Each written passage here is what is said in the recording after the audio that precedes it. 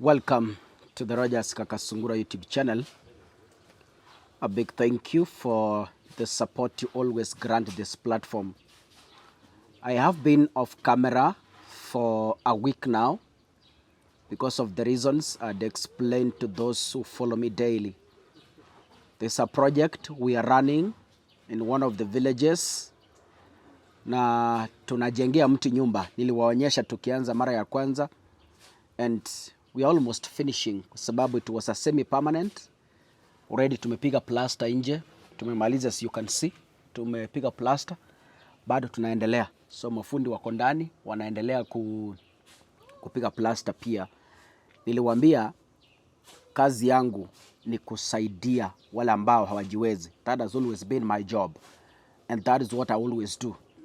Kuna vitu zingine hatuleti hapa kwa kamera, but we always do them. Like now tukitoka hapa saa 8, we have a celebration with widows ya Christmas.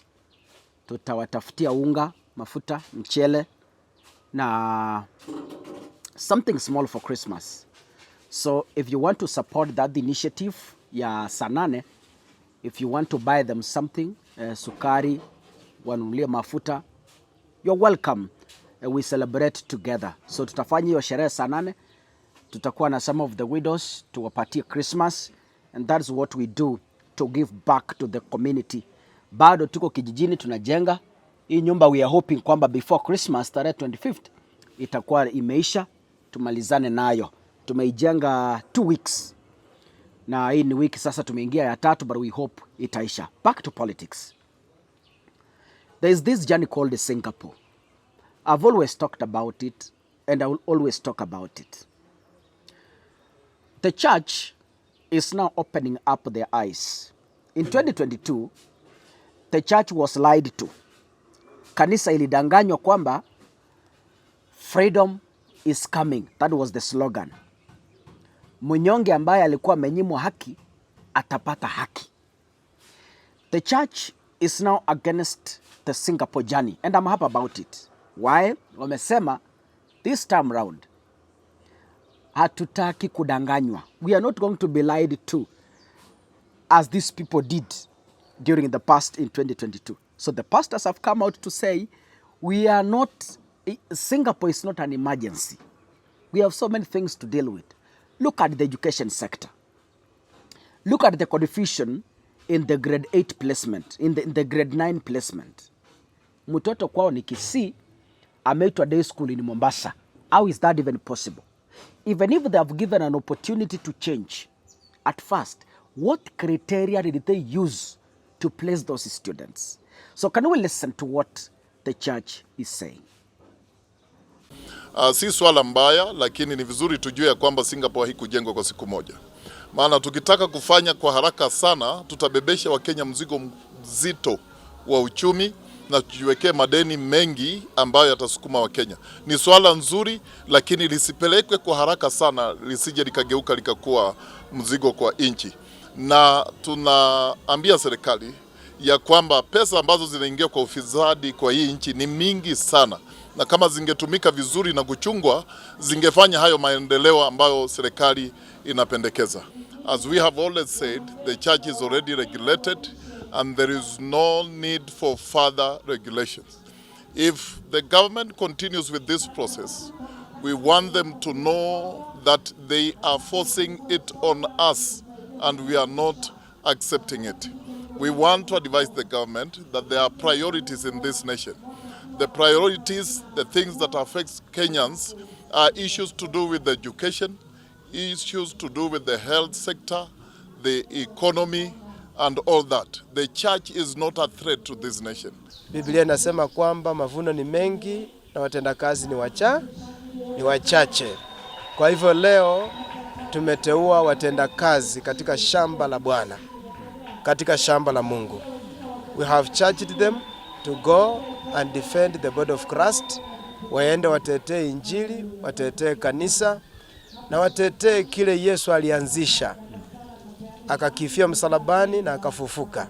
Nimekuwa kwa wale ambao wamekuwa ordained leo na nifurahi sana kuingia katika hiyo ofisi ya ureferent. Nitafanya kazi ya Bwana, nitasaidia nchi yetu, tutasimama na wale ambao wako na shida mbalimbali, tutakuwa pamoja na wao. Those are pastors. That is the clergy. The very same people, the church, who supported William Ruto in 2022. But these clerics are raising very valid questions. Wanasema, how come Singapore, to us, as the people of the Republic of Kenya, is not an emergency? We are saying we are going to Singapore, which is 800 times, Kenya is 800 times bigger than Singapore as we speak. Imagine, 800 times bigger than Singapore. Look at our health sector right now. Does it mean with austerity measures, we cannot be able to give quality health services in Kenya? With proper austerity measures, even in 2025, because Ruto is saying we will reach Singapore in 30 years to come. But if these individuals were serious about reaching Singapore, we can reach Singapore even at the end of 2026. If the government decides to sit down and work on austerity measures, we can be able to reform our education sector. Look, in January, increment of school fees. Imagine today's schools. That will be affected. Increase of taxes each and every day to fund the infrastructure kitty that they came up with recently with the cabinet. Someone who wants to take us to Singapore is having 20 advisors in an office. What are they doing? What is their job? Someone taking us to Singapore has an illegal office called the Office of the Prime Cabinet Secretary. What is his work? Personally, I believe if we decide to go to Singapore, we must come, sit down, and begin to work on corruption in this country. How many money do we lose daily to corruption in this regime? Ni pesa ngapi tunapoteza to corruption? Each and every day. A lot of cash. And you know it. You know it very well. How many money are we losing to illegal payments, ghost workers? It is in the public domain. It is in the report of the control of budget. It is in the report of the Auditor General.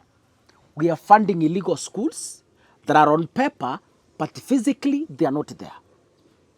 We are funding ghost students, and that money goes to the pockets of people. Students who are present on paper, but physically in schools, they are not there. Ghost students. We are funding ghost hospitals. You had a report recently. A hospital that doesn't have even a single bed is being paid 64 million as a facility that is working on inpatients. But in real sense, you go to the ground, the hospital doesn't have even a single bed. But on paper, it is admitting inpatients. Who bewitched this country? If we decide today, as a people and as a country, that yes, we are working on austerity measures, we can be able to reach Singapore in 1 year. But someone tells us, we want to reach Singapore in 30 years. That is a lie. Reject it. And 2027, we have a destiny with our future. If we make a mistake in 2027, ladies and gentlemen, we will regret. The year we're sure there will be an election is 2027. But after 2027, nobody knows whether there will be an election. It's upon you, with your ID card, with the voter register, to make a decision in 2027. God bless you. See you in the next episode. Asanteni sana.